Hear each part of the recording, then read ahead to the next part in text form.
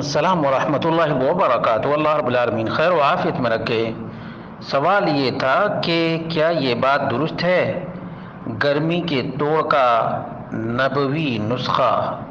عن عائشہ رضی اللہ عنہا قالت کان رسول اللہ صلی اللہ علیہ وسلم یأکل البطیخ بالرطب فیقول نکسر حر هذا ببرد هذا وبرد هذا بحر هذا۔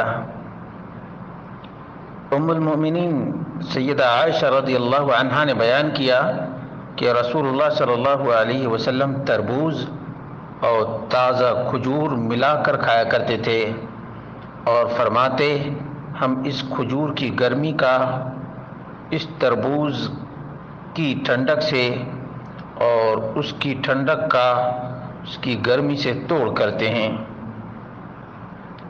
یہ ابو داؤد کی اور دیگر کتب سنن کے اندر موجود ہے۔ مثال کے طور پر ابو داؤد میں 3836 ہے اور ترمذی میں 1843 ہے، نسائی کبریٰ میں 6722 ہے، اور شیخ الالبانی نے صحیح ابو داؤد کے اندر ذکر کر کے حسن قرار دیا ہے۔ اسی طرح سے ابن حجر العسقلانی نے فتح الباری جلد نمبر 9 صفحہ نمبر 486 پر کہا اسنادہ صحیح، یعنی یہ بات بالکل درست اور صحیح ہے کہ اللہ کے رسول صلی اللہ علیہ وسلم